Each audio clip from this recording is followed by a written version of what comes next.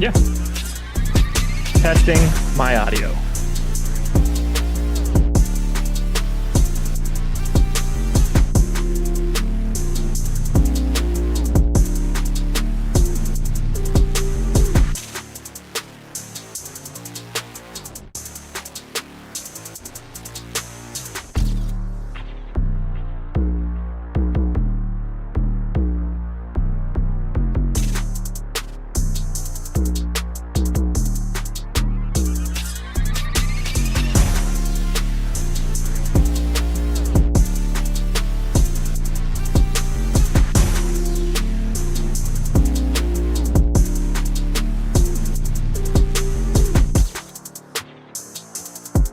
Let's have a show.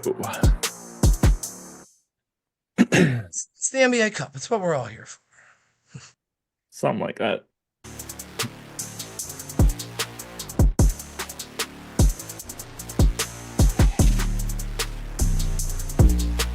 And we are live. Welcome to the NBA Deeper Dive. It is Tuesday, December 10th.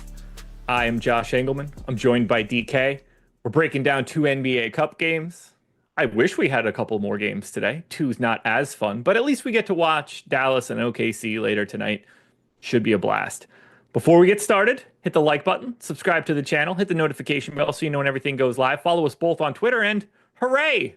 You guys can hear me, unlike this morning. So we're making progress. DK, what's going on?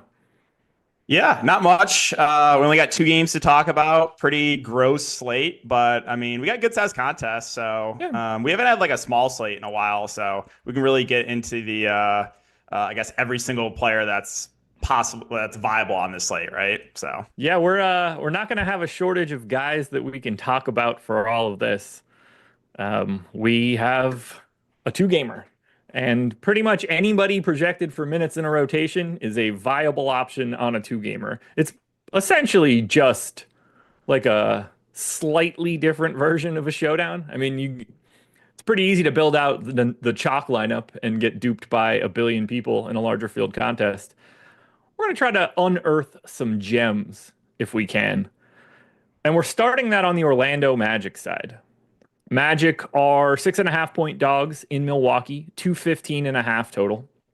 Now, clearly everybody's getting some ownership. So we'll be looking at this in slightly different ways than we normally do because 25% of the ownership basically goes to every team, more or less. Some less, some more, but everybody's got double-digit guys across the board.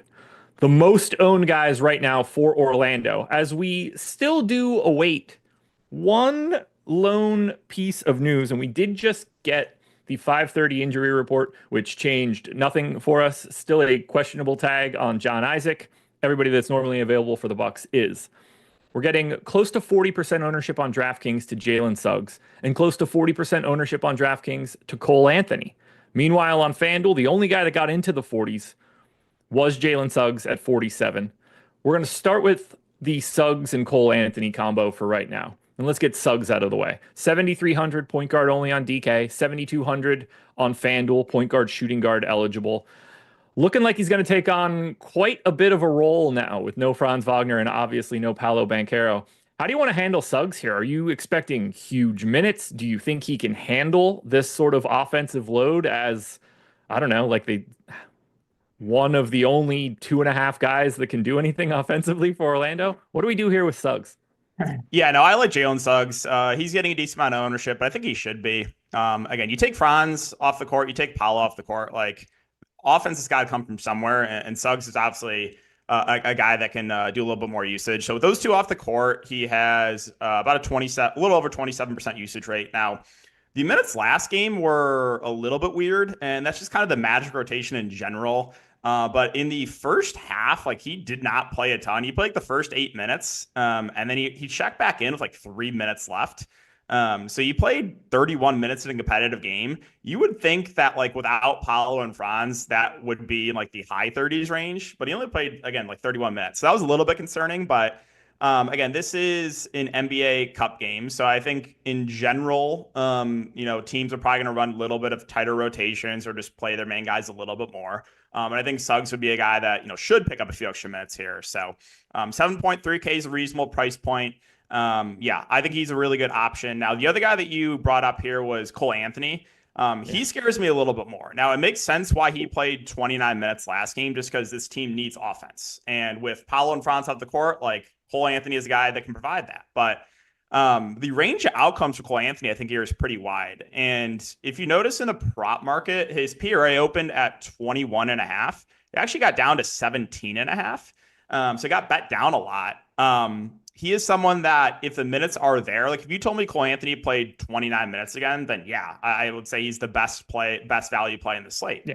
But, he's been out of the rotation for, a decent chunk of the season. So it does scare me a little bit. He does have nice rates, though, with those two off the court, about a 28% usage rate and about 27% assist percentage. It just comes down to, will the minutes be there?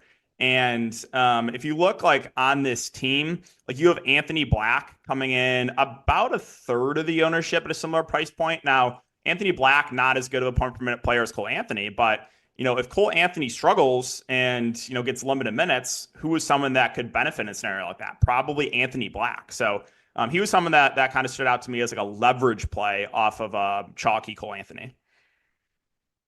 What do you think the low end of Cole Anthony's minutes could be today, ignoring like him just getting ripped off the floor or like injuries or foul trouble? Like, what would you consider to be like a bad run out of minutes for him today? I would say probably like 15 to 18 minutes, somewhere in that range. We're on the same page there.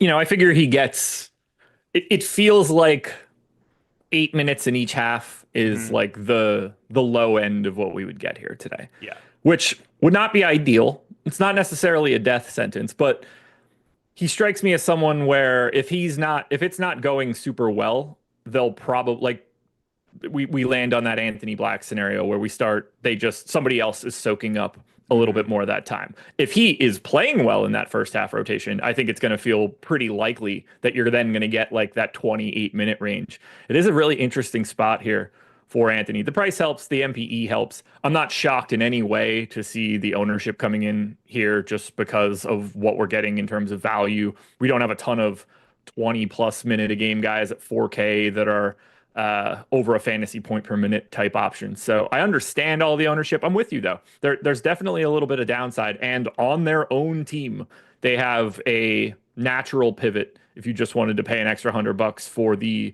slightly worse performer in Anthony Black, but you then get a pretty sizable ownership discount. I like that, Anthony Black. I like that you pointed that out.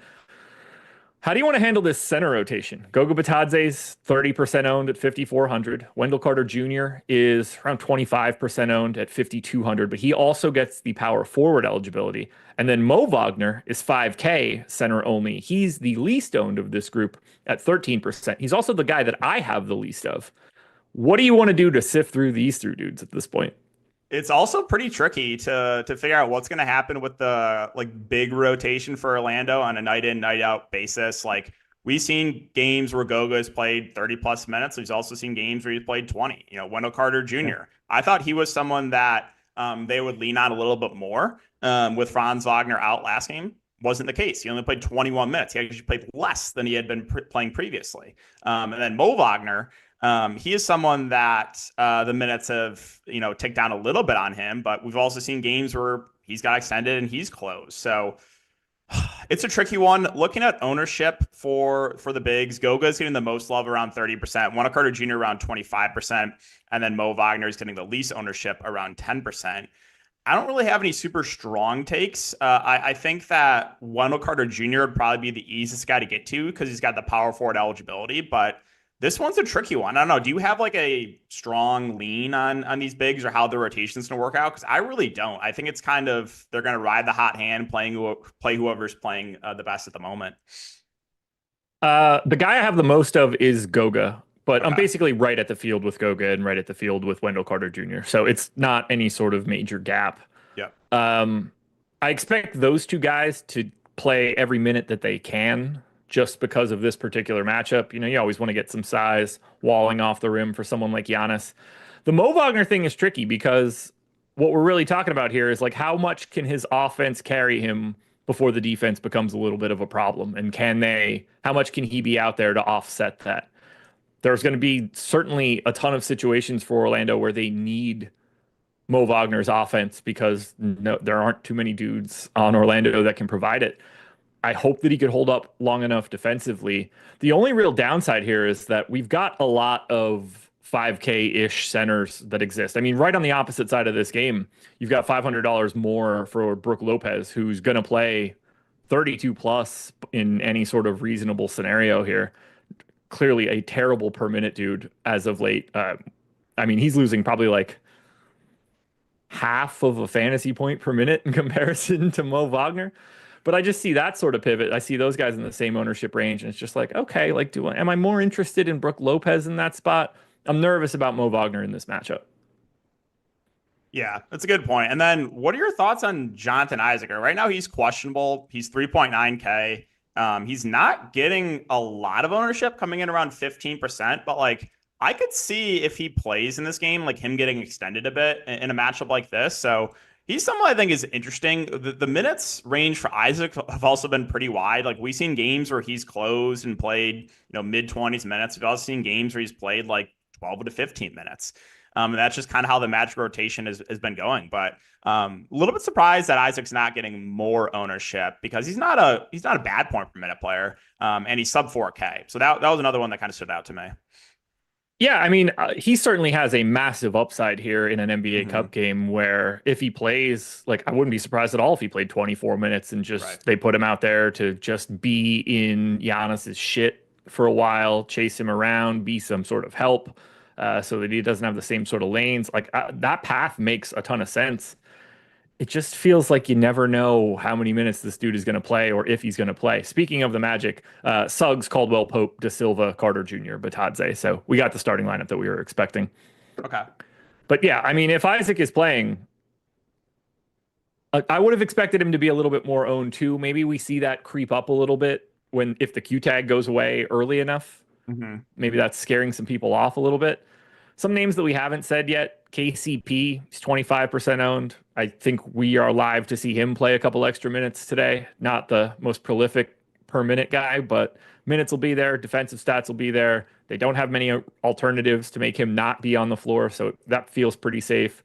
Tristan Da Silva is certainly, I mean, he has some upside. I guess he could get more minutes. It doesn't seem like a particularly likely scenario given what they need today, but he's 3,800.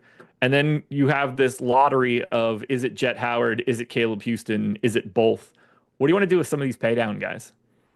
Yeah, so like the fringe guys here for the Magic that we haven't talked about yet, I think KCP is definitely the guy I feel the best about, just because I think he has the most secure role. He's 4.4K, which is a reasonable price point. I think in a game like this, you should see 30 plus minutes from him, assuming no foul trouble. Not the best point per minute player, but again, he's the guy right now with the most secure role. So definitely think he's in play for value. Usually on like a bigger slate, KCP is someone that I don't get to a ton, but on a smaller slate like this with not a lot of great value, he is someone that I think is a solid value. Da Silva, you mentioned, he's hitting around 15%, 3.8K. I don't know if I see the minutes upside on him. And the thing with Da Silva too is he's not the best point per minute player. So even if you do get a few extra minutes, I don't really know if that's going to matter. So he's someone I'm not as excited about. And then like Jet Howard or Caleb Houston, I think those are two guys that I'm probably not even going to consider on this slate. But yeah, I think KCP, looking at the current ownership and the price point, stands out as a pretty good play. That's how you know it's a 2-game slate, because we're sitting here and we're just like, you know what? KCP looks like a guy that we should be getting to today. Right. Everybody loves some KCP, I reckon. All right. Before we move forward, you and I need to hop into playback. Okay. So, give me a second. Everybody on YouTube, hopping into playback quickly.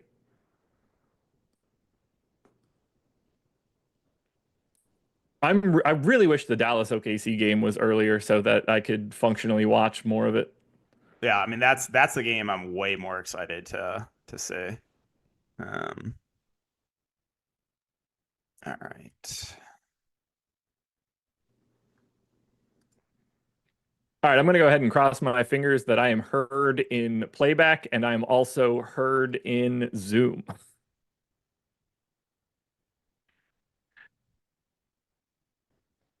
Uh, well, Um, while you get yourself into playback, yep. Okay. Great That job. should be good now. Everything sounds good on my end too. Okay. awesome. Cool. I'm going to talk a little bit about what we've got going on for the rest of the day, which is very simple. This will take about 5 seconds. At 6:15, myself, DK, we're going to get on out of here. And then you guys get Greg and Eric for Live Before Lock for another 45 minutes. They should have the John Isaac news during that show. You don't want to miss that. And potentially they can get the Dallas news as well, because we definitely need to find out if PJ Washington and or Najee Marshall are going to be out for this one. So stick around. Don't go anywhere. You want to be here until 7 p.m. because we do have a lot of news, and this news matters across the board. Milwaukee Bucks, as I mentioned, 6.5-point favorites here. Now, this is the game with the 16-point lower total. This is the game with a pace 4 possessions less, at least in my data. But the ownership on Milwaukee is really interesting, and we're going to have to dig into it. Now, the easy part is here. Giannis is essentially 50% owned on DraftKings, 50% owned on FanDuel. He should be. He looks great. Whether I have him in a lineup or Luka in a lineup or Shea in a lineup, I don't really care. As far as I'm concerned, they're all relatively the same thing. And, you need to get to at least one of them. And if you can get to 2 of them, that works too. 25% ownership to Dame on DraftKings, 40 on FanDuel. I certainly have no problem getting to Dame, but it starts to get a little bit busier as you drop below that 10K range. And then you get to the rest of Milwaukee. Brook Lopez, Gary Trent, Bobby Portis, AJ Green, and Chris Middleton are all between 10 and 15% owned on DraftKings. Even Torian Prince and Andre Jackson are getting between 5 and 10. We'll start with the easy part here. I assume you're cool with Giannis. Yeah, absolutely no issue with Giannis coming in around 50%. Decreased price point there at 11.1. Should see high 30s minutes in a game like this. As you said, the second game is projected to be a lot higher scoring. But yeah, Giannis, I think, looks like a really good spend up. He's right there with the likes of, SGA and Luka on this slate. So he's getting a lot of ownership, and I think he should be. Dame at 9K, coming in about half the ownership. He's playable on this slate, but I don't think it really stands out. Again, you do have Chris Middleton back as well. So the rates aren't going to be like as high on a guy like Dame when Middleton is on the court. So as far as the top 2 guys go, yeah, like Giannis, no issue with that. Dame, fine contrarian play, but doesn't really stand out. Getting around 20%, feels about right to me. How do we sift through Lopez, Trent, Portis, Green, Middleton, and if you want to add Torian Prince and Andre Jackson to this discussion, that's fine. I do have one guy I'm getting a lot more than the others, and one that I'm getting a bit more than the others. Does anybody stand out to you? Okay, yeah. So none of these guys are really getting a lot of ownership here, right? These kind of secondary options. So for me, I think that Middleton and Portis are a little bit interesting at 5.9 and 5.6 because those are 2 guys where they're pretty good point per minute players. So like if Chris Middleton does see a minutes increase here, which is definitely possible, I don't think it's like super likely, but is it possible he could play 26 to 27 minutes tonight? Sure. So if you do get that minutes increase, I think Middleton's pretty interesting. And same with Bobby Portis. Like he saw 31 minutes last game. That was kind of out of nowhere. Previous games 21 and 18 minutes. But again, Bobby Portis, pretty good point per minute player. So those are 2 guys that, if they do pick up a couple extra minutes, they could stand out as pretty good options. And again, they're not getting a ton of ownership. So both Portis and Middleton, I think, are reasonable contrarian plays. Gary Trent Jr. is another one that is interesting because I think his minutes range is relatively wide. He played 37 minutes 2 games ago against Boston, and then only played 24 minutes last game against Brooklyn. I think if he is, playing well and hitting shots, they can extend him. I think if he's struggling, they can very easily limit him. But he's sub 4K. He's got nice eligibility, and he's not getting a ton of ownership. So I think he's another reasonable contrarian play. Brook Lopez, 5.5, has really not been doing a ton offensively recently, but I do think this is a game where you should see 30 plus minutes from him. I just think that there's, in this mid range, there's guys that I would probably rather get to. So not as excited about him. And then AJ Green's getting around 10%, like he's 3.2K. I think he's playable because of the price point. He has seen 20 plus minutes in each of the last 5 games. So he's playable for that reason. But yeah, I don't think there's like a clear standout here as far as kind of the secondary guys go for the Bucks. But the two guys that I probably like the best would be the guys that are the best point per minute. That would be Middleton and Portis. If you do see that minutes increase, I think they could have pretty good games for their salaries. So Bobby Portis is the guy that I'm getting like 2x the field on. Okay. I have no idea what his minutes will look like. It strikes me as a decent matchup for him in that you can live with his garbage defense against a team that can't really create all that much. Mm-hmm. And I'm hoping that he could fall into a couple extra minutes here. And, Orlando will be quote unquote going big for a lot of this. And by a lot of it, I mean basically all of it. So, I think that plays into Portis's hands as well. The other thing that I wanted to touch on has nothing to do with the NBA. Evidently, Max Fried is signing a 8-year, $218 million deal with the New York Yankees. So, pour one out for my boy Max Fried. Your career is going to suck now because you're going to New York. See, if they could have just signed Soto, then they probably don't do this. So yeah, I have no input on that. I know nothing about baseball, so. I know nothing about baseball either. I just know that I don't like it when anybody that I've ever liked goes to the Yankees. I'm happy he got paid, but makes me sad. Makes me sad. The other guy that I have a bit of is Gary Trent, who you talked through. Shooting guard, small forward, 3,800. Seems really easy to click that name. Price works, positionality works. You need these sorts of pay down options if you're getting to your Giannis's, your Sheas, your Lucas. So I've got no real problem there. And then I don't expect Chris Middleton to just get a bunch of minutes here more than we were anticipating. I think they're going to take it slow and really ramp him up a bit. But what if it is today? And he's a $5,900 shooting guard small forward that could play like 28 minutes. He's good enough to make that look really, really good. So I am over the field on Chris Middleton right now. I have small amounts of Prince and Jackson around the field on Lopez and Green. This is my second least exposed team. I've got more of OKC than anybody. Orlando second, Milwaukee third, Dallas fourth. But if I'm getting anything here, it's pretty clearly Giannis for me. He's in about half of my stuff. Yep. Yeah, I'm in agreement there. Like, I think, again, the second game is way more appealing. I think the Thunder is probably the best team to target. So we'll talk about that. But nothing really more to add from me on the Bucks. Well, let's get rid of this less appealing game, and we can get into a slightly more appealing game. The Dallas Mavericks, 4.5-point dogs in OKC, 231 total. We're waiting on a Q tag for PJ Washington, which is huge for this slate. And we're waiting on a Q tag for Najee Marshall, which is also pretty huge on this slate and incredibly important depending on the status of PJ Washington. Now, we're getting around 40% ownership to Luka across both sites.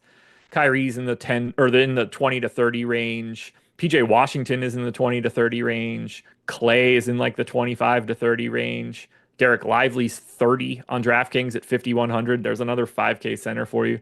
He's 20 on FanDuel. Gafford's 20 on DraftKings. So we're getting the main events of Dallas are getting the ownership. I'm just going to pose you this question before we even get to Shea. Do you prefer Luka or Giannis? Luka to Giannis. I think for me, it's Luka, but close. I have basically the exact same amount of both of them. I mean, honestly, I have essentially the exact same amount of all three. I have 40% of Giannis, 48 of Luka, and 46 of Shea. So I'm pretty much just getting them no matter what. And every once in a while, I'm getting two of them at the same time. And look, is this a great spot for Luka? No, this is arguably the worst spot for Luka. But he's still Luka Doncic, and he's very live to play 40 plus minutes today, you would think. I mean, I don't have him projected for it, but would you be surprised in any way if he played 41 today? No, I think like low 40s is certainly in the range of outcomes for a guy like Luka, especially for the in-season tournament. in a game they have to win, yeah, I would not be shocked if he plays like 42 minutes. And then you got Kyrie sitting there at 20% owned. Now, I'm a little over the field on Luka, a little under on Kyrie. How are you feeling about him? Because I like the $8,300 price tag. Yeah, I like the salary on Kyrie, but I think it's a little bit. He's just kind of in like a weird price range today, where it's a little bit tough to get to him.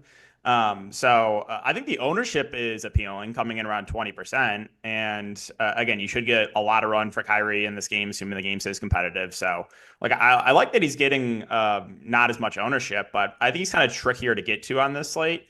Like if you're gonna ask me like between Luka and Kyrie, I know Luka's getting about double the ownership. I still think I would give the edge to Luka, even with the 2x the ownership. Let's approach this assuming PJ Washington and Najee Marshall are playing. Otherwise, this becomes a Okay. bit of a disaster. Yep. Like I said, PJ, Clay, Lively, all in like the mid 20s range. Gafford just shy of 20. If they're all in, do you have a preference between the rest of Dallas? Um, let's see. Honestly, I kind of like Clay in this game, 4.6K. I'm not like excited to click about it, but they first game back, they kind of eased him into it, 20 and then 21 minutes, played 25 there against Toronto. I think he's probably off the minutes restriction after playing 3 games. So I think we could see like 30 plus minutes in Klay Thompson's range of outcomes. So he's got nice eligibility, shooting guard, small forward. I think he's probably again the easiest to get to of these kind of like secondary guys for Dallas. He's a 0.84 fantasy point per minute player on the season. So if you do get the game where he gets extended and plays 30 plus minutes, like he's going to stand out as a pretty good value option. So yeah, of those like fringe or like secondary guys, I think Clay would be the preferred option. What about you? Clay is the guy that I have the most of any Yep. of those guys. I'm definitely a little intrigued in Washington just because he could conceivably play pretty sizable minutes here too. Hmm. But Clay is the guy that I got the most of. It just fits. If I'm going to be getting over the field or 120 plus percent of Shea and Luca and Giannis, I'm going to need some salary savings. And he's got guard forward eligibility at 4,600 and certainly some upside in minutes. John Isaac ruled out. Okay. So makes you feel a little bit better about Mo Wagner. Probably keeps Caleb Houston in the rotation unless they're trying to Hmm. shrink it even more, which I would doubt. Uh, Allows you to click on Caleb Houston or Jet Howard now. I don't know how great it's going to feel, but they are more viable than they were 15 minutes ago. Yeah, that's my first inclination is just like I think you're gonna feel a little bit better about the bigs, but yeah, even those fringe guys, like they're gonna see more run, but I still think it's pretty hard to get to them. Yeah, the problem here is that we're not really reallocating all that many minutes from Hmm. Isaac to the rest of these guys. And for the most part, all of them just kind of go to Caleb Houston. Like Isaac hasn't played the last 2 games. Obviously, with Franz out, they needed to add somebody back into this rotation. Caleb Houston played 18 minutes in their last game. Jet Howard played 15. It's sort of like a 1-to-1 swap is the way that I'm seeing it. You just feel better about the potential of someone like Mo Wagner without another competing big man ish. Whether or not he gets anything from that, he didn't in their last game. He played 17 minutes, but it's just better to have one less guy around if you're trying to get to everybody else. Right. Who do you think? So with Jonathan Isaac out, like who do you think the other defenders are going to be on Giannis? Because that's what I'm trying to like think through. Like who are the Magic going to try to put on him? That's a good question. Um, I mean, De Silva will probably eat 6 fouls, from Yeah. Giannis pretty quickly. I mean, I can see Anthony Black, but he might be a little too thin. So maybe KCP, and like they're not, they're just always bringing help in Hmm. situations, but they go with a small. I mean, Wendell Carter Jr. and Tristan Da Silva will probably get a lot of that early, and then That's what I was thinking, but I was whichever like, one of those 2 guys is picking up the fouls, somebody else comes in and they might try to just go small and fight over screens that he's involved in, try to pressure up on him, make him get rid of the ball. Because it's not like anybody else on this team is just guarding Giannis. right. They're going to funnel him into additional help somewhere, would be my guess. And I don't think Okay. Suggs can't do that. So like, No. yeah, In the starting lineup, it's going to be a lot of Tristan Da Silva and Wendell Carter Jr. until we figure out who gets fouls, because Yeah, they're because going to get a that lot of fouls. I was hoping Isaac was going to play because I thought he could get extended in a game like this against Yeah. Milwaukee. So that's why I liked him as a tournament play. But now with him out, I was like, okay, well, who else is going to be on him? How do you feel in this Derek Lively, Daniel Gafford duo? Lively pulling, I don't know, close to double the ownership Hmm. here, same price range. With no maxi, I fully expect those two guys to likely split all 48. If PJ Washington happens to be out, then they're definitely going to be splitting all 48, I would guess. Do you have a lean here? I find Gafford interesting.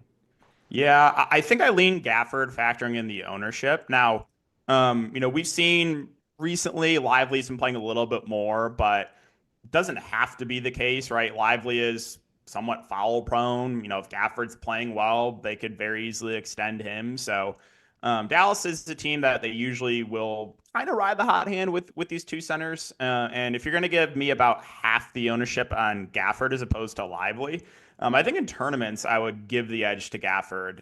If they were coming in at like similar ownership, I think I would give the edge to Lively. Yeah. But since Gafford's about half the ownership, I think I would go there in tournaments. So what about you? I see it the same way as you do. I'm actually a little bit light on both of them, but I don't feel great about being light on Gafford because I kind of Hmm. like him at that ownership number. It just didn't really work out the way that I wanted it to. I got to too much of Clay. I got some PJ Washington as well. Um,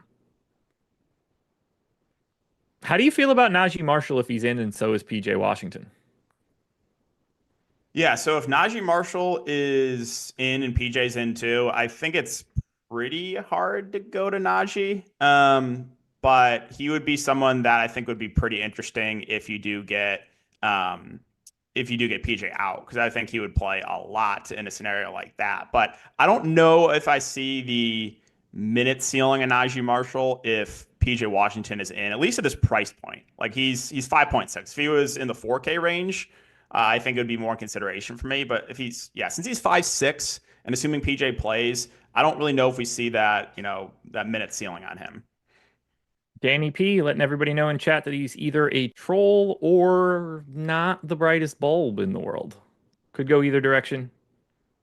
I feel like it's the latter and the former at the exact same time somehow. But yeah, he did play 0 minutes the last two games. I wonder why that happened. Hmm. Curious. Hmm. I Curious. have no idea. Any interest in Dinwiddie or Grimes? Because they are getting basically no ownership. Um, let's see. I think it's pretty hard to go to them at their respective price points. 4-1 for Dinwiddie, 4-1 for Grimes. Grimes would be someone though that I think would be in play if you get one of the wings ruled out, like Yeah. PJ or Najee get ruled out. He, I think, would be in play because I think he would see a nice minutes bump there. If they both get ruled out, I think Grimes probably starts in that scenario. Yeah. But yeah, if they're both in, I don't think I'm going to get to either of those like fringe rotation guys, that being Dinwiddie and that being Grimes. But I do think if you get one of Washington or Najee Marshall out, then I think Quentin Grimes becomes firmly in play, and he's got shooting guard, small forward eligibility too.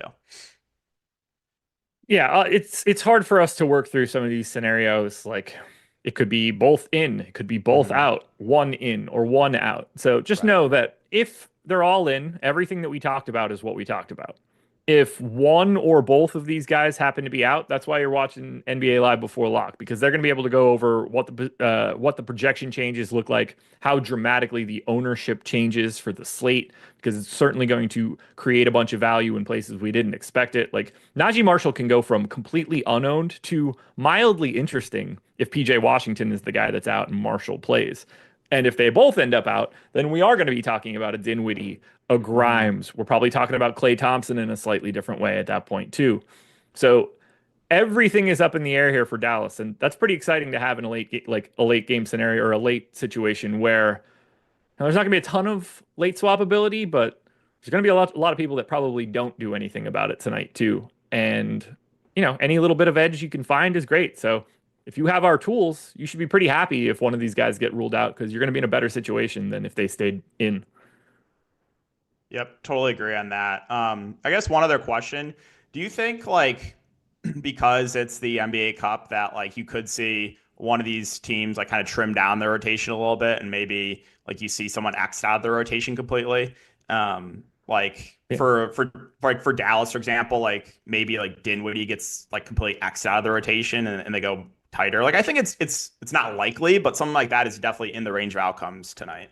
Yeah, I would not be surprised if that happens in any way. OKC would be a surprise to me just because Yep. that's not them. But no, I wouldn't be surprised at all. Because if you want to play Luka 40 minutes and you want to play Kyrie 40 minutes, well, those minutes Hmm. got to come from somewhere. And they're not coming from the centers and they're not coming from wing Right. defenders. They're coming from one of Grimes or Dinwiddie and probably Dinwiddie. But, either Hmm. direction, one of those guys is going to get a trim. That's for sure.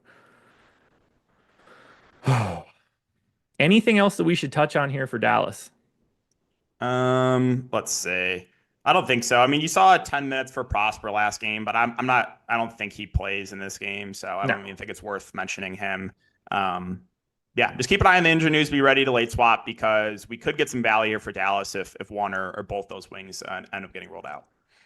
Alrighty, folks. We got about 10 minutes before we turn this one over to live before lock, so I need you guys to click the link in the description or the one that pops up in chat, if it pops up in chat, because you guys can sign up at Stokastic and get a month of our tools for whichever sport you choose for $0. All you have to do is sign up through one of our affiliates, either on the Pick'em sites or the sports books. Whatever is legal in your state, if you haven't signed up there yet, click that link, satisfy whatever the deposit requirement is. It's nothing crazy. There's instructions at the top of the page that tell you exactly what you need to do to get yourself a month free. That's projections, ownership, all of our sim tools, premium Discord. If you've ever been curious about what we have behind the paywall, the easiest way to do it is sign up through one of these partners and get yourself a free month. Come on in. Water's fine. And now we get to the best of the West, the Oklahoma City Thunder. Like I said, 4.5 point favorites, 231 total for this one. This is the most owned team on the slate, and it is not particularly close. So much so that it's kind of hard to even talk about OKC. 50% ownership to Shea, in the 30s for Jalen Williams, Lou Dort, and Isaiah Hartenstein. 40 for Caruso, and another 20 for Cason Wallace, Isaiah Joe, and Aaron Wiggins. Do you have a hot take of Shea versus Luca versus Giannis? Because I don't. They're all great. Um, I don't know if it's like a super hot take, but I do. I think Shea is the guy that I prefer here. He's the cheapest of the group, 10K. Like the spot for him here, and we've seen like the Thunder, even in competitive games, like they've been, not playing Shea like huge minutes, but I think you could see maybe a couple extra minutes for him in a game environment like this. So, yeah, I think it's not like I prefer Shea by like a wide margin to those other two, but I think if I had to pick between the three, factoring in everything, Shea's the guy I like the best. He's the guy that I have second most, but like I said, I have all three of these guys essentially exactly the same. A little bit Mhm. over on Luca because he's the least owned, pretty much neutral on Giannis, and then technically a little bit under on Shea, although I have more of him than I have of Giannis. But ultimately, I like all three of them. I don't have a preference. Whichever one scores the most is probably going to be the guy you needed. And the odds of it are pretty close to one third, one third, one third. I mean, it's, the salary difference for Shea bails him out of that a little bit, but you just kind of need the highest score that's coming out of that. And probably two, if two of those guys have, 60 plus. But the rest of this OKC, let's get Caruso out of the way. Okay. 3,700 shooting guard, small forward eligible, 40% owned. I mean, this is what they got him for, right? Yeah, I was saying like they've been relatively conservative with the minutes for Caruso too, but I could see in a game like this, especially against Dallas, him getting extended a bit. So yeah, I think Caruso is one of the better values in the board. The ownership is there. I think it should be. So yeah, I think he's right now, one of the top point per dollar plays in the slate. Yeah, I don't have any like hot takes here. Could play more minutes if they need him to. He's going to be out there to just really make Luca and Kyrie not have a real good day. Whichever one's on the floor, he's going to be dealing with one of them for sure. And it's going to be a never-ending supply of that for OKC. How do you want to sort through these 30% owned guys? Jalen Williams, Lou Dort, Isaiah Hartenstein. Yeah. I mean, I like them all. This Yeah. Thunder team is my favorite team to target, and it's not really close on this slate. I guess Hartenstein would probably be the guy I like the best of the 30% ownership guys. 7.1K is a reasonable price point for him. He's been averaging around 30 minutes or so in competitive games. Could see a little bit more. Like he played 37 that game against the Lakers, so he's been rebounding the ball at a really high rate just because this team, they don't really have any other bigs. Yeah. So like in competitive, like 18 rebounds, 13 rebounds, 16 rebounds, like 12 rebounds. The rebounds have been great for him. The assist numbers have been solid too. So that kind of boosts his floor. Dallas is a team that, usually has a traditional center out there at all times, which I think, makes Hartenstein a little bit safer. Like I don't think he's they're going to bench him and close small or anything. This is the way that Dallas plays. So, I'm pretty high in Hartenstein 7-1, but I also like Dort and J-Dub too. Like I think Lou Dort could see a few extra minutes here, 4.4, just because, good defender, what we talked about with Caruso. Jalen Williams is sub 9K. And I think, he's going to play good minutes in a game like this. So those five guys, I'm very high on. Again, the Thunder team in general, I think that your top team to target. Yeah, I've got north of 50 on Hartenstein. I've got 46 of Lou Dort, right there with the field on Jalen Williams. If he had an MPE, I'd probably have a little bit more. He just doesn't.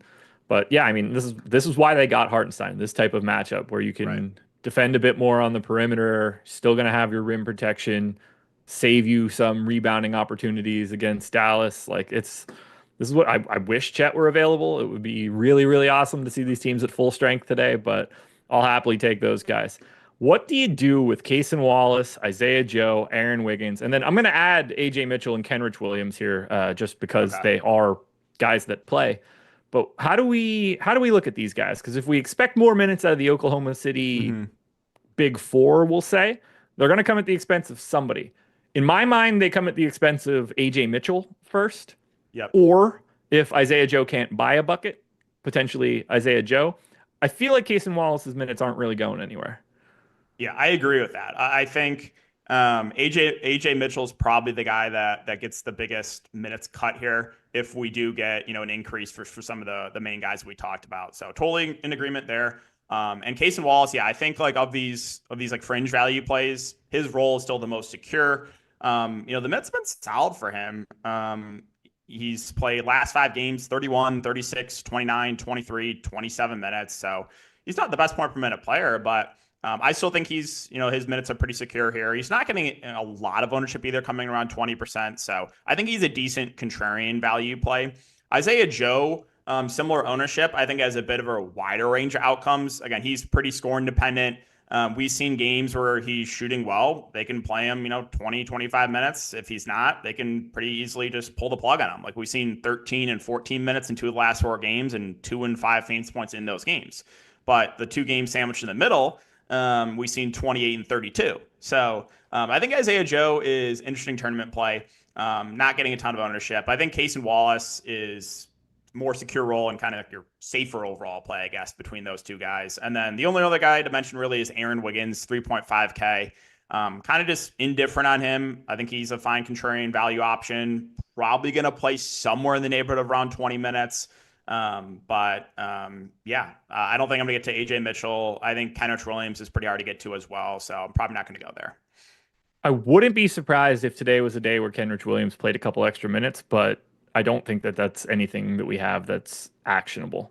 Right. Just to get a little bit more size, if they want to just throw everything they can at Luka, while he masquerades as a 5 pretty regularly, he could handle some perimeter nonsense.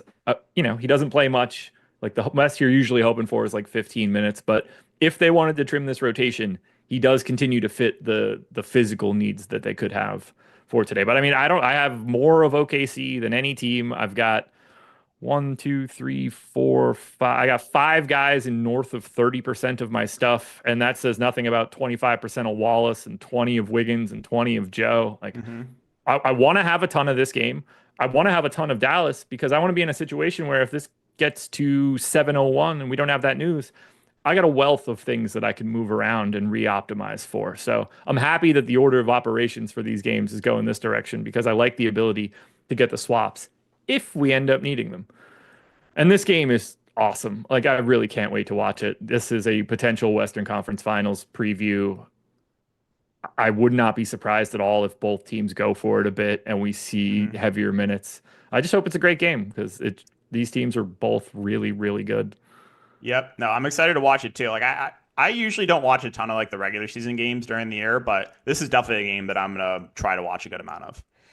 Josh Chapman hit us with a super chat. We'll get that out of the way right before we turn this one over to Live Before Lock. He said, "What about Gary Trent? He looks good. We both liked him. Looks like a good value play. Great flexibility. Has some minutes upside."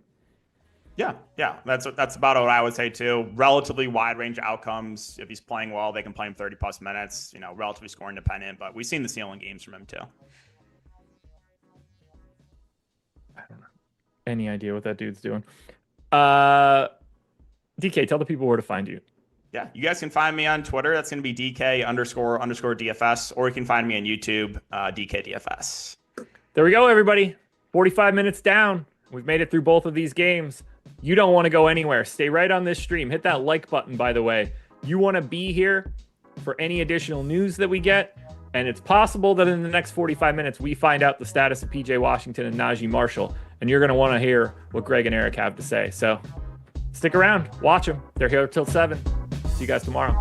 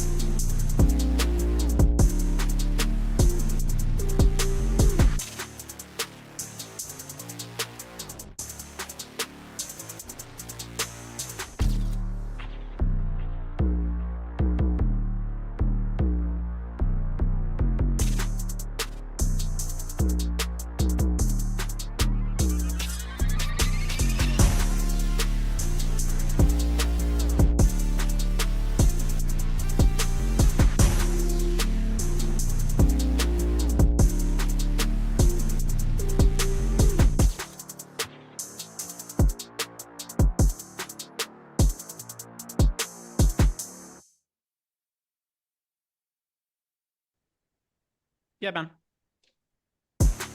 Eric, jump into it right now. Oh, it's my bad. Thank you.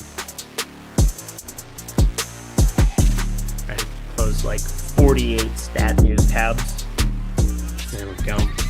Let's party. Yep, well said. Yeah, Thanks, we're all Mike. good, dude.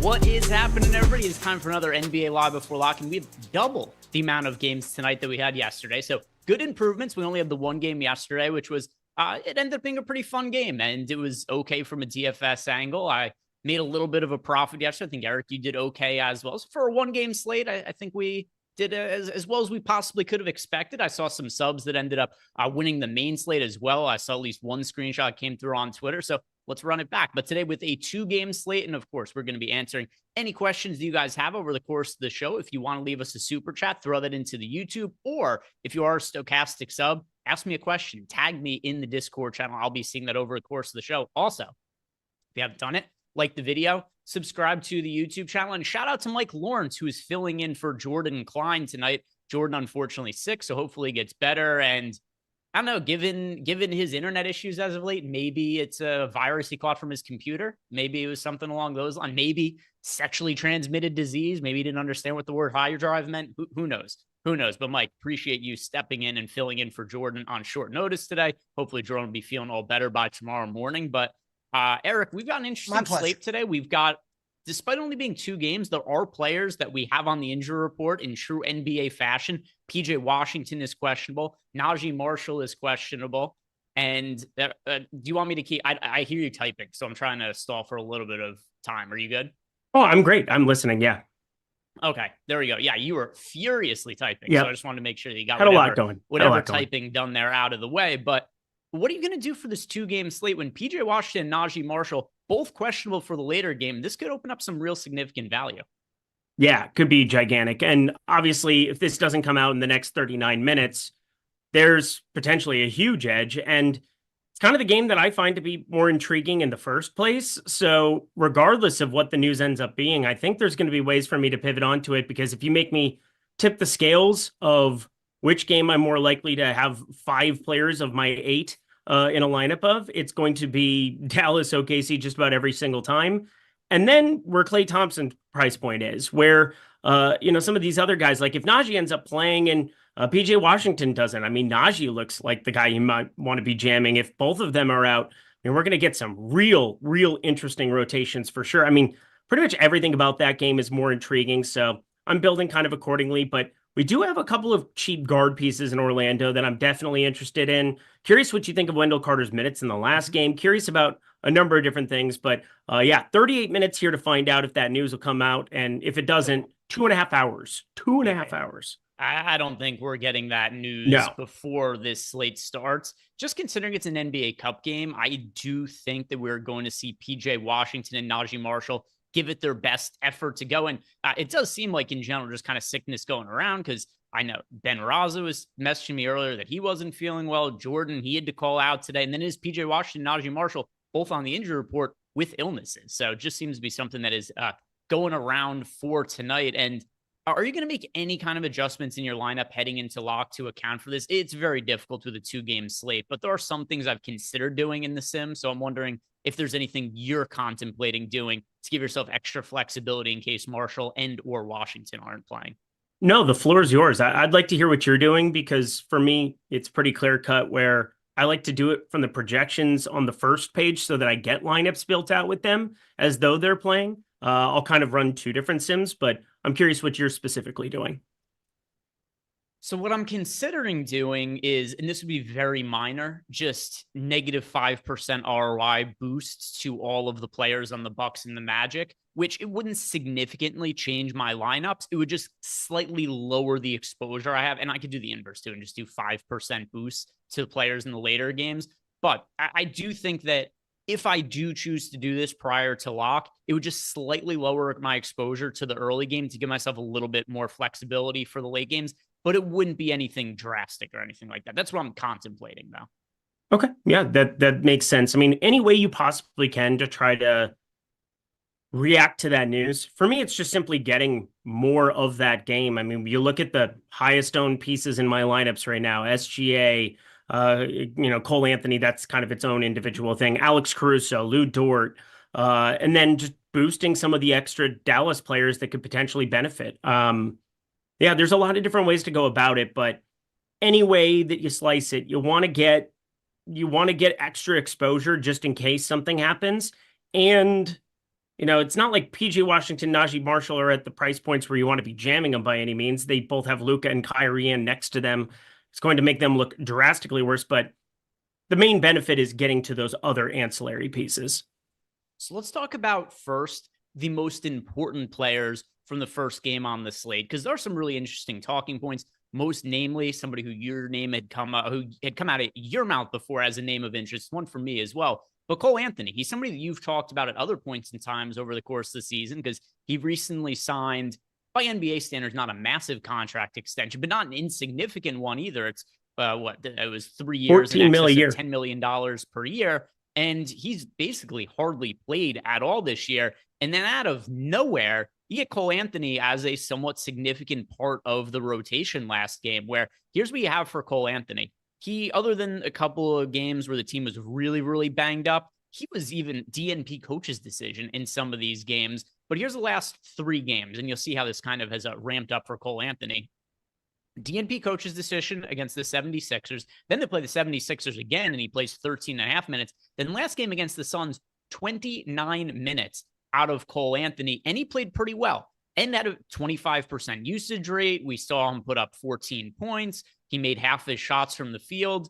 What do you make of the minutes for Cole Anthony? I have a theory behind this. I'm curious to see if what you think aligns with what I think.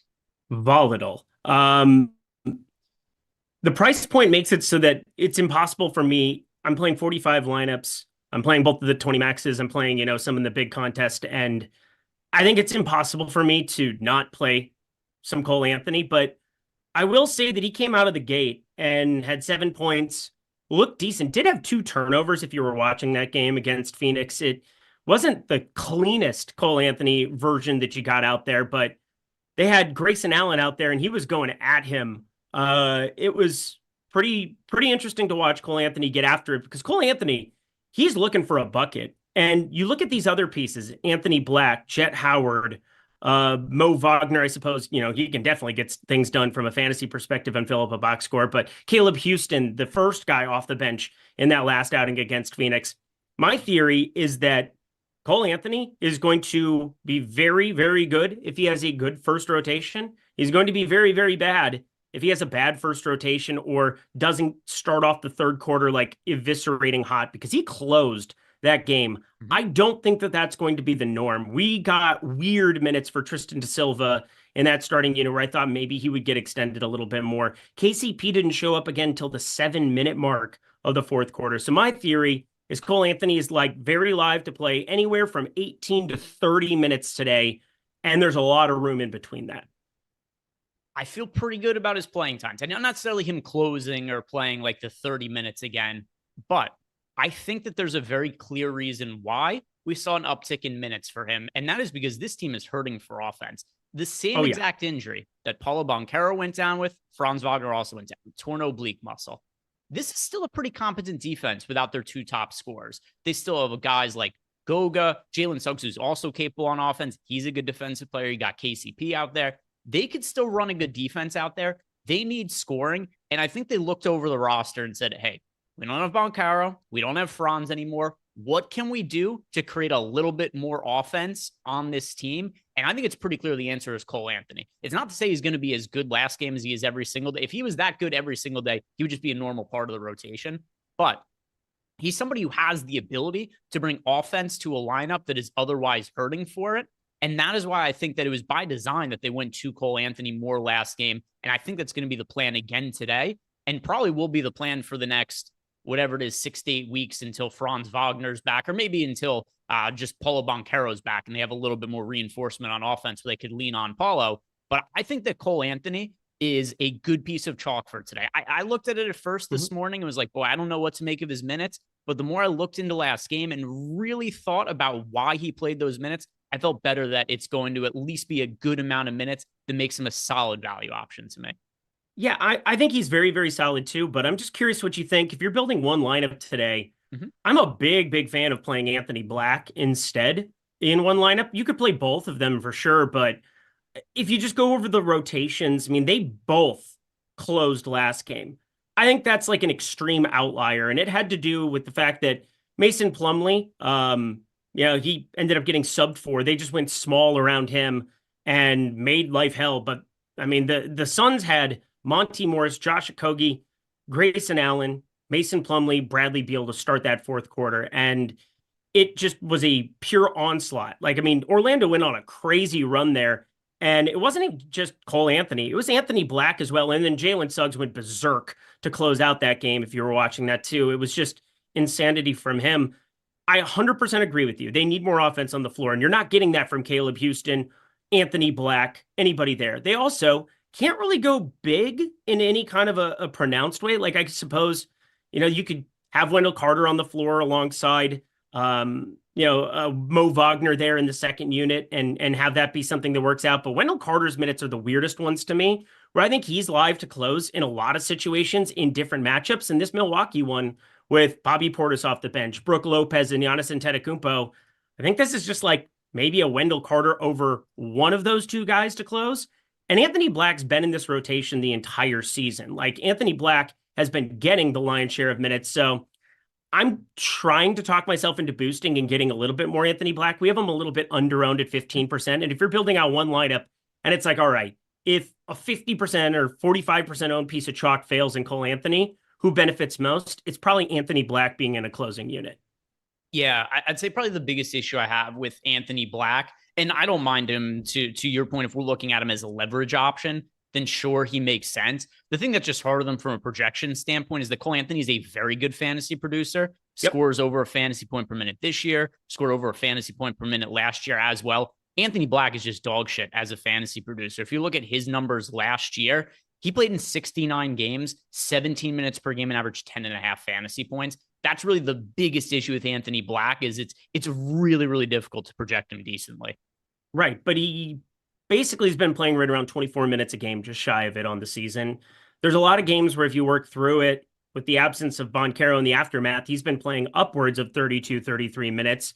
30 minutes, 18, 26. Again, he went 0 for 5. He's been shooting very, very poorly, and that was something that I saw a little bit of a blurb about, but he's 0 for 9 in his last 4 games from 3. They're trying to get offense on the floor. I'm with you. I think Cole Anthony, just because, even if this game goes south, and let's say it's 15, 16-point blowout type situation, they did bring Trevelyan Queen. He's active for today, and Mac McClung, dunk especial, man, Mac McClung, is active for today too. Corey Joseph's been there all year. Like, there's ways that, maybe they get away from Cole Anthony closing, but maybe they just let Cole Anthony try to go out and bring the game back in some capacity. It's only a 215 total, so I'm not going crazy with that by any means. But yeah, I'm more inclined to think that he's good chalk, but Anthony Black is probably somebody that I want to get in some lineups that I don't have Cole Anthony in.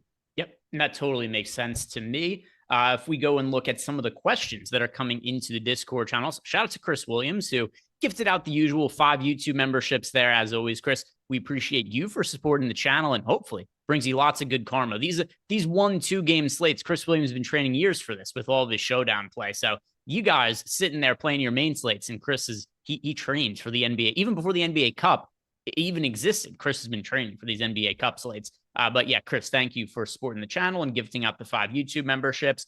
Some questions we have from Discord here. I love this one. Alucard is asking us, which of the top 3 pay-ups would we look to fade for a single entry? I'll do you one better. Let's rank the top 3 pay-up options in terms of priority. There's a real clear number 1 for me, Eric, and that is going to be SGA just because he's so much cheaper than the other guys. And we have to be price sensitive on a 2-game slate without a ton of value. Yep, SGA is number 1. So SGA is number 1. Then I think we have a real decision point between Luka Doncic and between Giannis. I slightly prefer Giannis, but it's not like a real strong stand. So to the question Alucard asked, if he was looking to fade one of the pay-up options and play 2 out of the 3, I would play SGA and Giannis. Another reason for that too it's kind of hard to play SGA and Luka in the same lineup to some extent, just because they have the exact same position eligibility. So if you're looking to build one lineup that is two pay up options, SGA and Giannis is the direction I like. Yep, that's the same one that I have. Obviously, I'm a little bit of a Luka Doncic fan today, but I'm going to be that from a betting perspective more so than from a DFS perspective. Do you want to explain your betting angle for today, or no? If you don't want to, that's yeah, totally probably not right now. I'll keep that. Yeah, I posted it in the premium Discord and Tails, talked through a little bit of it, and have Josh building out some stuff. Hopefully tomorrow, market that could be a little bit untapped, and not sure if this is a one-day outlier or not because I've never looked at this market, but I think that there's some potential betting angles with Luka Doncic and these rotations, depending on which quarter you're looking at betting. If you want to know more about that, check out Tails. Rabashua wants to know, do we want to use any of the point guard spots on FanDuel with guys from the first game? So, obviously over the course of a bunch of lineups, it's going to be inevitable that you get some point guard exposure to players from the first locking game. But right away, looking at point guard, here's what's different on FanDuel relative to DraftKings when you look at the point guard position is... Oh, no, never mind. I thought Cole Anthony was Dame's 8,700. That was the first thing that showed up in my lineups. Is Dame is a lot better on FanDuel than on DraftKings at 9K. Yeah, I thought Cole Anthony, for whatever reason, at first thought was only shooting guard eligible, but he's not. He's point guard and shooting guard. Mm-hmm. So as far as players who I like at point guard over on FanDuel, it's hard for me to ignore Jalen Suggs in the first game on the slate. It's also hard for me to ignore Cole Anthony. I think it would be very hard to say no point guards from the first game. Yeah, with Dame at 8,700 as opposed to 9K over on DK as well.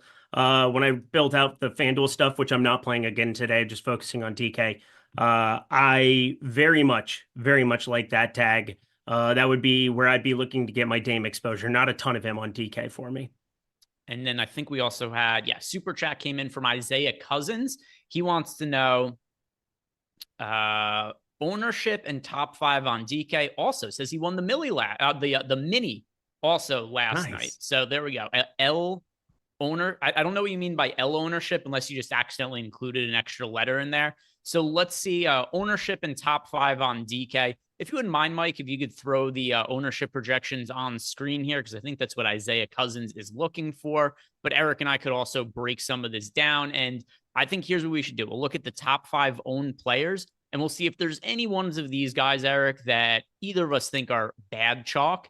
And once again, this is for DraftKings. And then we will do our top 5. So we'll go over players that we have, I guess, top 5 exposure to. But the 5 most popular players on DraftKings per most recent ownership updates: SGA 54% owned, Giannis is 48% owned, Cole Anthony 45% owned, Alex Caruso is 41% owned. I think there's a really interesting angle with Alex Caruso because I really do think the Thunder traded for him with the idea of he's going to play more in high leverage games, and they kind of ease off him in games that are not quite as important. I think they really want him to be healthy for the long stretch. I'm curious if they start to break out a little bit more of a playoff rotation for these NBA Cup games, which could mean extra minutes for Alex Caruso, and then Lou Dort at 39% ownership. So those are the 5 most popular players on DraftKings. Any of those guys who you have an underweight stand to? Let's see. I'm a little bit under to Giannis, not much, sitting at 40%. And I'm a little bit under to Caruso. We'll get into that one ever so slightly because I think that there is a really good tournament pivot that it just comes down to, again, it could be another first rotation thing in Isaiah Joe where I don't hate rolling him out. It was a tough spot. New Orleans had some size on the floor and kind of forced him out in their last outing. I try not to go crazy with like 1 game sample sizes and try to like over accommodate to 1 game. We saw 15 and 17 minutes for Alex Caruso, the 2 previous ones against Portland and Toronto. You had Isaiah Joe just knocking down absolutely everything in those games. He had 19 and 16 points, 22 and 21 minutes. Then he goes up against New Orleans. They just were, they had more size on the floor. He didn't knock down threes immediately. And you had some other guys that were cooking. Alex Caruso got some extra run. I'm not sold that we just see like giga minutes for him. I think he's a good play. I mean, even in 15, 17 minutes, he put up 25, 22. He's a decent enough fantasy performer. And defensively, I'm 100% with you. You bring in Alex Caruso in to help you win an NBA title, to get defense on the floor when it matters. Do they care so much about the NBA Cup that they wouldn't let Isaiah Joe just keep knocking down shots if he gets it going early? I don't think so. But anyway, it's just kind of just tick for tat. I'll probably have some more Alex Caruso than I do right now based on what happens with the Dallas news. But yeah, Isaiah Joe, somebody that I'm sneaking into a lot more lineups than the field is. So for myself, I'm actually going to shout the same guy as you. I really like SGA as my favorite pay up option on the slate. Same. I get to him so much more than any of the other pay up options. The opportunity cost of that is I come in underweight to the field on Luka. I come in underweight to the field on Giannis. So of the top 5 most owned players, Giannis is the one that I have and once again, it's the same as you. I have him in about 40% of lineups. So it's not like I write him off or anything like that, but Cole Anthony's cheap. I have him in lineup. Same with Dort and Caruso. And then SGA is by far my favorite spend up option. So by default, the answer ends up being Giannis for me. I'm going to be underweight to him. And another thing to consider as well with Giannis, and I see we have a super chat about this guy as well. Chris Middleton is back now. It doesn't make a massive difference in terms of the ceiling of Giannis, but I do think that the median outcome for Giannis, it's a little bit lower when you got a guy like Chris Middleton in the mix. You're talking about a former All-Star, somebody who plays a really significant role for the team. He's going to play limited minutes, and that's why the next question that we have here is from Brandon Wagner, says he's not sure what to do with Middleton. My answer is just not play him today. He's somebody he's in one of my top 150 lineups. So I think that Chris Middleton, just considering what his price tag is, and that 1 out of 150 lineups, it's more likely to become 0 than it is to become, say, 5 on the next update I do here. There's just not a significant enough ceiling when you consider the limited amount of minutes and the fact that even though his price tag is cheaper, it's not like he's a bargain price or anything like that. Yeah, I don't think there's a world where he plays more than 26 minutes. And that's my major issue. He's 5,900. We know he's a decent enough fantasy performer, and he's a really good real-life basketball player, but these ankle issues have been a thing, and they're just going to be cautious with him. He's played 23 and 20. I got to assume that just puts a cap of 26 minutes on him for any projection you want to be looking at. He should be a little bit lower than that. Even in an NBA Cup game, he's going to be sharing the floor with Damian Lillard, which we haven't seen a whole hell of a lot, and Giannis Antetokounmpo, one of the best fantasy performers on planet Earth. So it's hard to really find some kind of a ceiling here. And considering how cheap the shooting guard small forward options are with Alex Caruso, Isaiah Joe, somebody who's in 30% of my lineups right now with the OKC Dallas spot, I very much prefer going to them for my salary relief. And then look at where our pay up options are. You have Giannis power forward center. You have Luka at point guard. You have SGA at point guard. I'm probably going to want to be punting with some of these forward spots, this small forward and shooting guard spots. And as such, it's just really tough for me to find any kind of Chris Middleton in my lineups.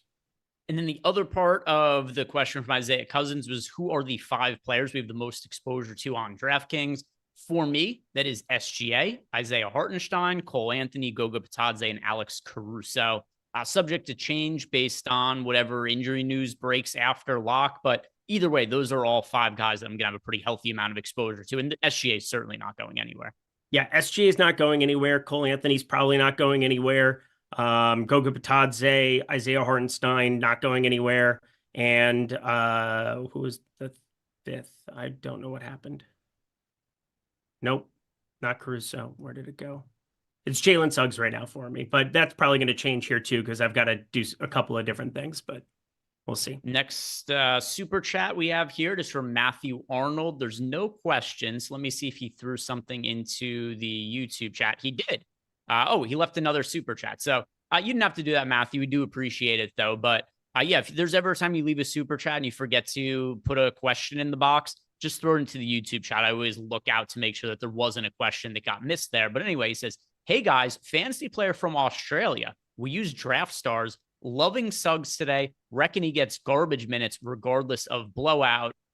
I think the teams are going to be a little bit more aggressive with minutes in general, just because these games are a little bit higher leverage with it being NBA Cup.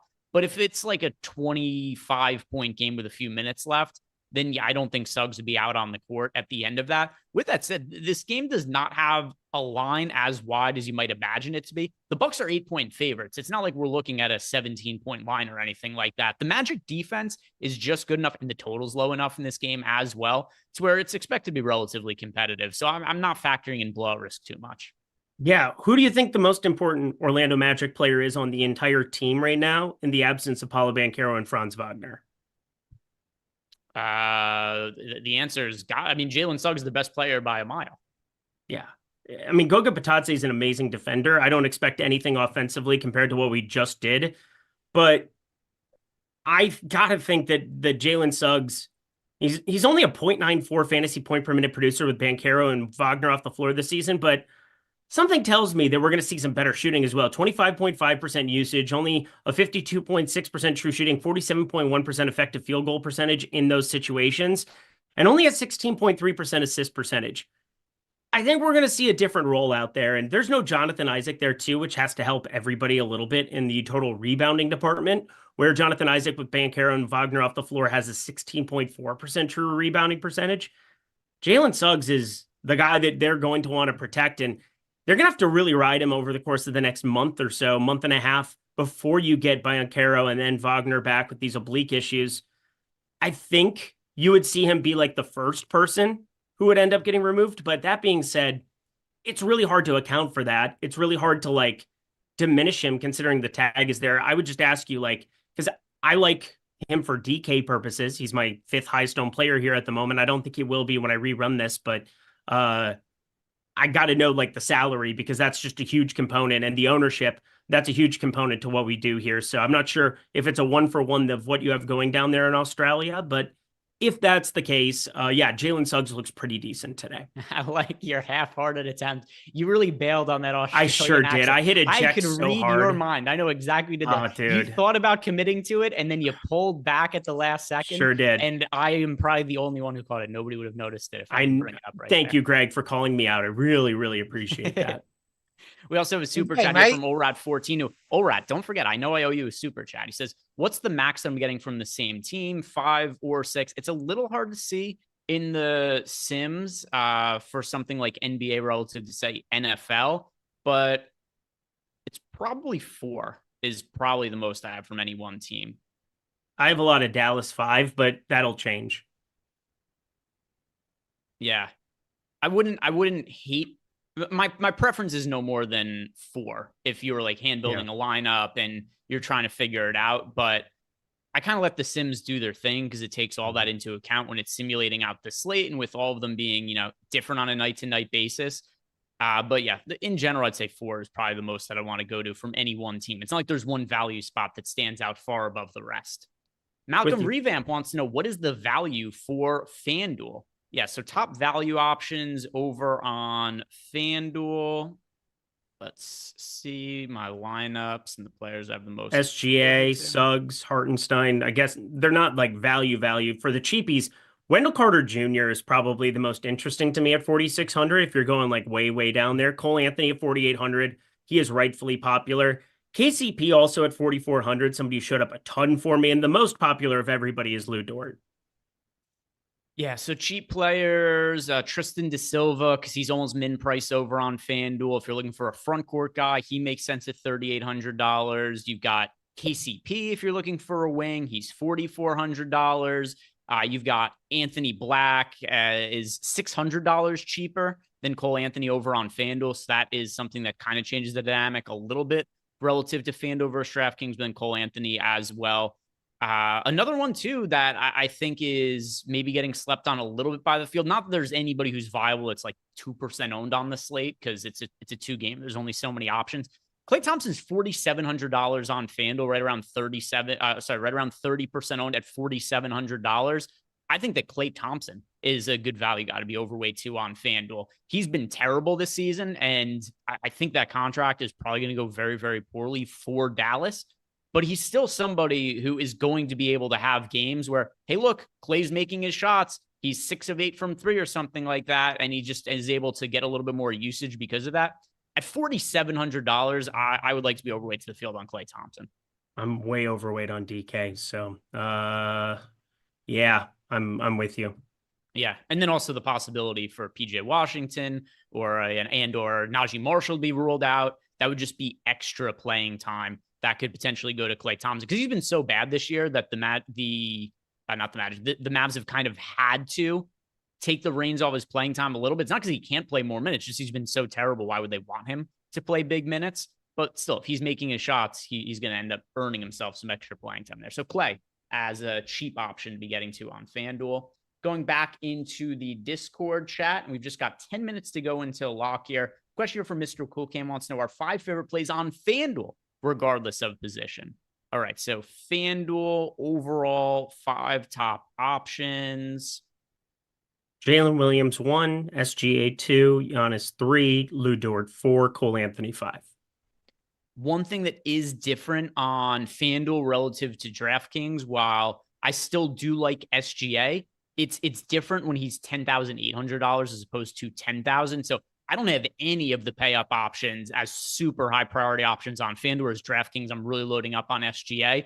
But I also agree with what you said. Jalen Williams, he looks much better on FanDuel than he does on DraftKings, especially with that power forward, small forward eligibility. So Jalen Suggs, Jalen Williams, so a couple of Jalen's there.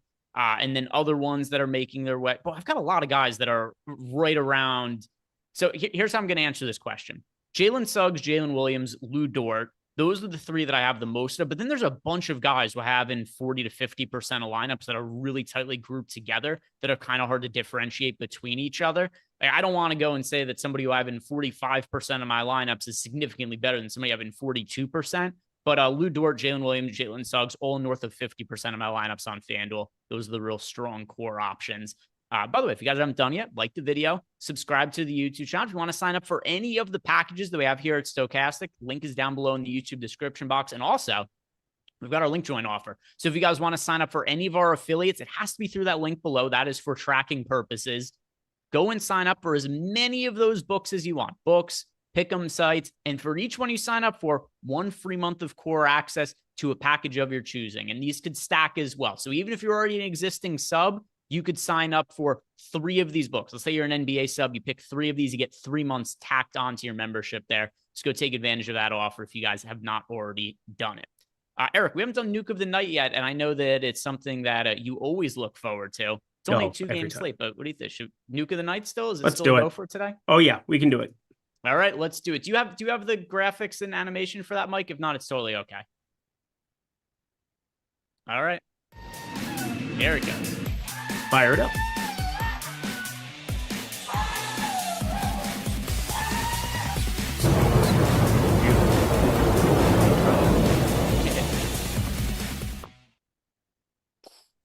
All right, there we have it, Eric. It's only a 2-game slate, so if you're able to find somebody who's super contrarian for tonight, I will be stunned. But hit me with it. Who is the Nuke of the Night? PJ Washington. PJ Washington, if he plays basketball, he's going to be under-owned. It's the Q tag. It's a 2-game slate. People don't build him in. And yeah, we're going to have a lot of OKC, but there's a lot of ways where 6,600 in that game environment is just kind of in no man's land. And look at who's next in terms of salary. We have Chris Middleton at 5,900, Isaiah Hartenstein at 7,100. He's the only player in the 6K range on the entire slate. Something tells me that that's going to create people who don't want to leave $400 or $500 on the salary or on the table in any way, shape, or form. And if he ends up out, I can get to, God forbid, some Najee Marshall, but I assume he probably starts if he ends up playing. And if Najee's out, then you have all the room to play more Quentin Grimes, get to some Luka Doncic and some Kyrie Irving, and it'll probably end up getting to a lot more Jalen Williams over on DK, although I already have quite a bit. I think that this is just a very interesting slate to think about it from that angle, where what can people turn it into? And I said, I'm already pretty backloaded in terms of some of my lineups. Yes, I have some Tristan Da Silva and some Jalen Suggs and some Giannis Antetokounmpo and some of these guys in like 30, 40, 50% of lineups, but really like getting to that late hammer. And 6,600 with PJ Washington. He played awesome in the playoffs last season. If this is going to be playoff-esque where they give him a little bit more run and allow him to get out there, as he said, he's going to probably make a push to play. PJ Washington, if he goes, Nuke of the Night. If not, hi, Quentin Grimes. How are you this fine day? Donated. I've got over 20% of PJ Washington tonight. He's somebody I could certainly get behind for this slate. I'm going to bring up somebody I just brought up. One of the guys that I am overweight to, both DraftKings and FanDuel lineups, Klay Thompson. $4,600 on DraftKings, Love. $4,700 over on FanDuel. And he projects even better from a DraftKings standpoint, just getting that 3-point bonus. I mean, you get one of these Clay slates where it's like, hey, look, Clay scored 25 points with 1 rebound and 1 assist. It's going to be mostly threes. He could hit, he can score 24 points and hit 8 threes or something like that tonight, Klay Thompson. But just because of what the ceiling is for his scoring potential and the possibility he might get the Dallas Mavericks being shorthanded. If there is no PJ Washington today, there is no Najee Marshall, I think Klay Thompson benefits as a guy who could stand out. So I'm with you. I also think that PJ Washington is somebody you want to be having in lineups, but if he does sit out, Klay's somebody who's going to benefit from that. I have him in well over 30% of my lineup. So I like him as a somewhat contrarian-ish piece. It's hard to find guys that we can look at and be like, oh, this guy's 5% owned for today. If they're 5% owned, it probably means they're just not projected for very many fantasy points. So that's what I'm going to Klay as my nuke of the night. A few more questions came into a Discord here. And was there any more super chats? Yeah, one here from Michael. Any expected late game starting lineup surprises? I like the idea of expected surprise. I'm just going to add that to my lexicon as a turn of phrase. Like, oh, that was an expected surprise because it just doesn't really make all that much sense in a sentence, but it's hilarious. Yeah. I wish I knew about any of the expected surprises. Just be on the lookout for Najee Marshall and or PJ Washington sitting. Because if they both sit, I just don't know what direction they would go. And it is really hard to answer that question because there's 2 players that are questionable from the late slate. But yeah, I guess that would be the most likely surprise is PJ Washington not being able to play today. Great. Next question here. A few coming to us from Discord. JEW, power forward seems pretty weak on DK. Who do we like for power forward for DK single entry? Wendell Carter would be the other one that I like at power forward to get different. Like, he played 21 minutes last game. It was just absurdly low output. I think his usage is going to go up in the absence of some of these guys. With Paolo Banchero off the floor, with Franz Wagner off the floor, Wendell Carter's been paid to be the guy out on the floor. He's starting alongside Goga. It would be nice to get some 5 alone from him, but Mo Wagner's played well enough where they're going to kind of just stay with that in tandem. But there's a world where Wendell Carter is needed a little bit more eventually. 5,200, if you don't want to take the PJ Washington shot, I don't mind him at 5,200.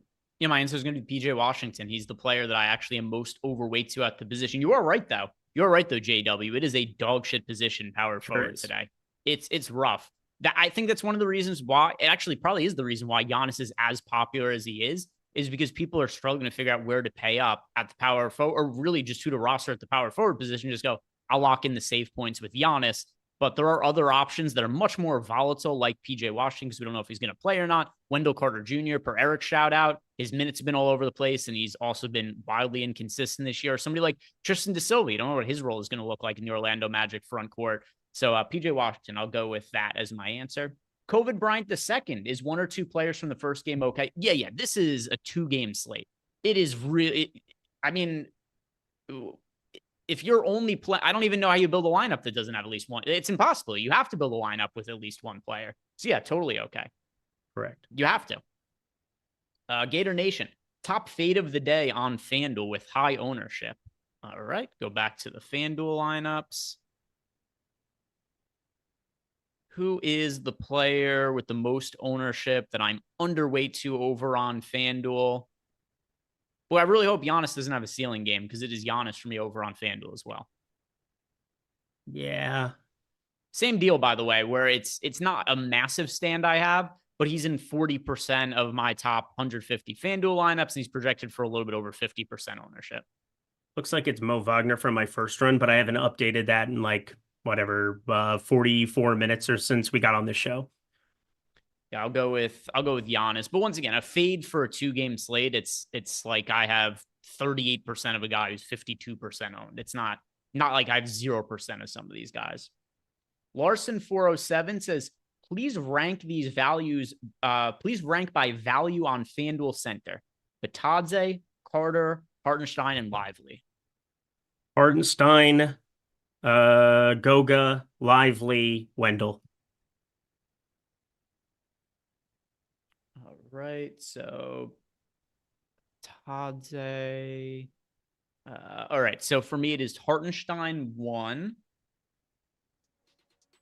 Wendell Carter 2, it's also a little bit hard because this could change based on what the injury Correct. situation ends up being later for Dallas.